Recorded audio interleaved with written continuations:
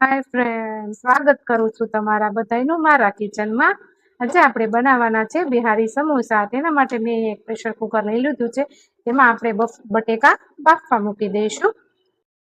બટેકા બફાય ત્યાં સુધી આપણે એક મસાલો રેડી કરી લઈએ. તેના મેં 4 થી 5 લવિંગ, એક નાનો ટુકડો તજ, 7-8 મરી, આખા ધાણા, વરિયાળી અને જીરું લઈ લીધેલું છે. આપણે તેને રોસ્ટ કરી લઈશું.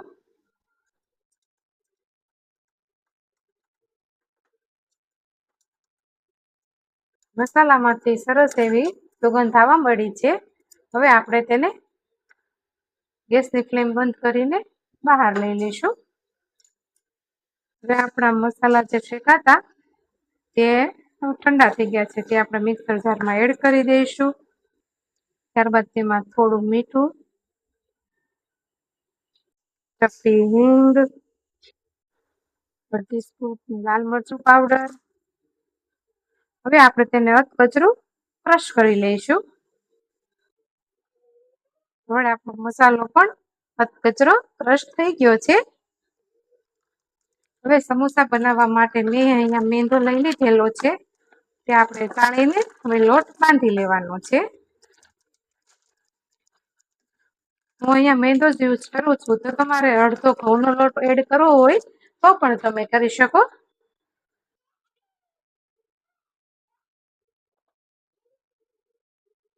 હવે આપણે સ્વાદ અનુસાર મીઠું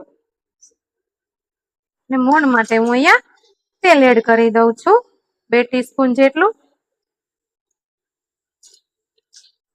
અને મેં અહીંયા થોડા અજમો પણ લઈ લીધેલા છે. તેને આપણે હાથેથી ક્રશ કરીને એડ કરી દઈશું. હવે આપણે લોટ બાંધી લઈએ. આપણે એટલી કરતા કઠણ લોટ બાંધવાનો છે, જેમ આપણે પરોઠામાં લોટ બાંધવી ને તેવી રીતના બધું બરોબર મિક્સ કરીને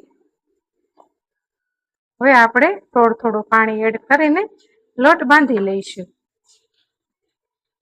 હવે આપણો લોટ સરસ એવો બંધાઈ ગયો છે. આપણે તેને હવે સાઈડમાં કરી લઈએ. ઓઇલ લગાવી થોડું ઉપરથી આપણે સ્પ્રેડ કરી દઈએ.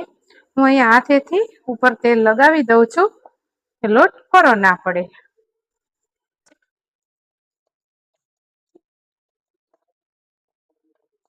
હવે આપણે તેને સાઈડમાં કરી લઈએ. આંબલી અડધો કલાક, પોણો કલાક જેવો ગરમ પાણીમાં પલાળી દીધી છે. આપણે તેને મિક્સર જારમાં એડ કરી દઈશું. હવે આ ચટણી પેસ્ટને આપણે ગાળી લઈશું.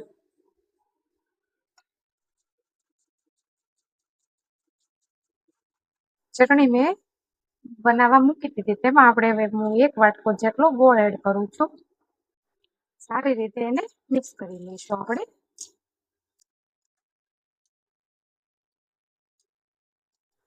જેમ જેમ ગોળ મિક્સ થતો જશે એમ એમ આપણી ચટણીનો કલર આવતો જશે. હવે આપણે તેમાં મસાલા એડ કરી દઈશું. સ્વાદ અનુસાર મીઠું,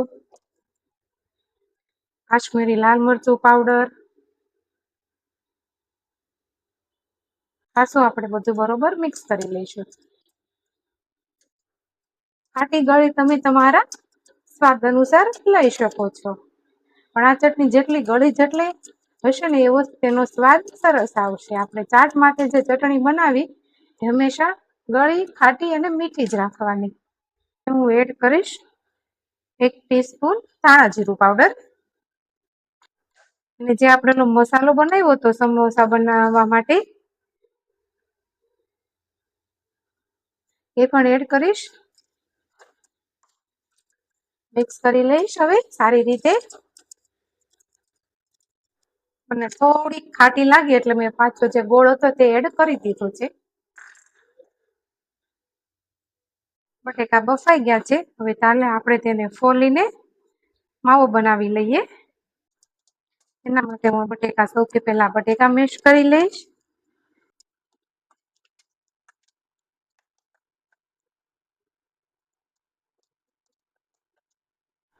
ત્યારબાદ આપણે આદુ મરચાંની પેસ્ટ એડ કરી દઈશું. તીખાશ પ્રમાણે તમે જેટલું તીખું ખાતા હોય એ પ્રમાણે લઈ લેવું. સ્વાદ અનુસાર મીઠું, મીઠું આપણે મસાલાનું જે કર્યું છે તેમાં એડ કર્યું છે એટલે હું ઓછું લઈશ. મસાલો બનાવ્યો તો તે પણ એડ કરી દઈશું.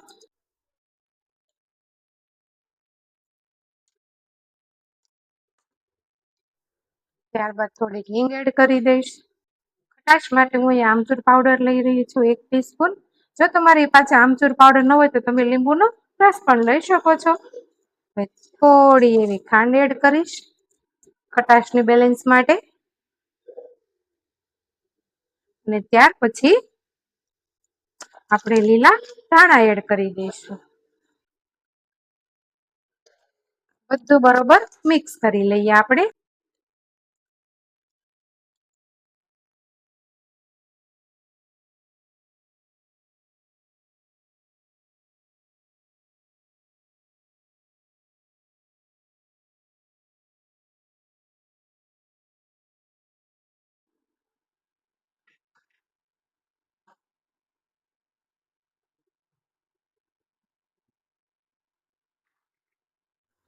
હવે આપણે સારી રીતે એવું વણી લઈએ.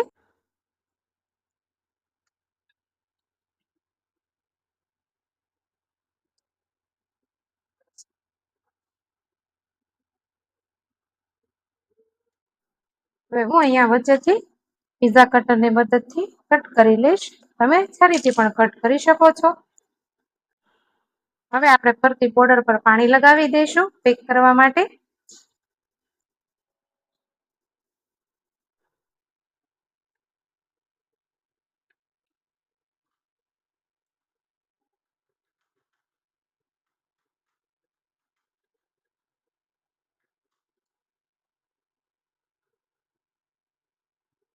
હવે મેં અહીંયા તેલ ગરમ કરવા પણ મૂકી દીધું છે. મેં ચેક કરી લીધું છે. આપણું તેલ પણ ગરમ થઈ ગયું છે. હવે આપણે તેમાં ફ્રાય કરી લઈશું. આપણે મીડિયમ ગેસની ફ્લેમ જ ફ્રાય કરવાના છે તેને. સારી રીતે એવા ફ્રાય કરી લેવાના છે ગોલ્ડન બ્રાઉન થાય ત્યાં સુધી.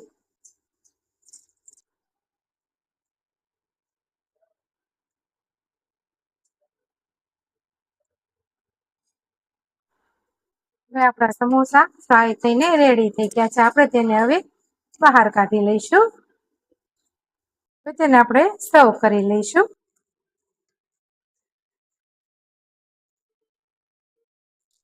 બિહારી સમોસા આવી રીતના સર્વ થાય છે. સમોસાને આપણે તોડીને તેની ઉપર બહુ બધી એવી ગળી ચટણી એડ કરી દઈશું.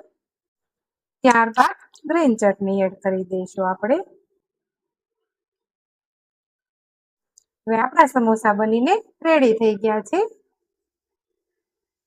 જો તમે હજી સુધી મારી ચેનલને સબસ્ક્રાઇબ ન કરી હોય તો મારી ચેનલને સબસ્ક્રાઇબ કરી દેજો.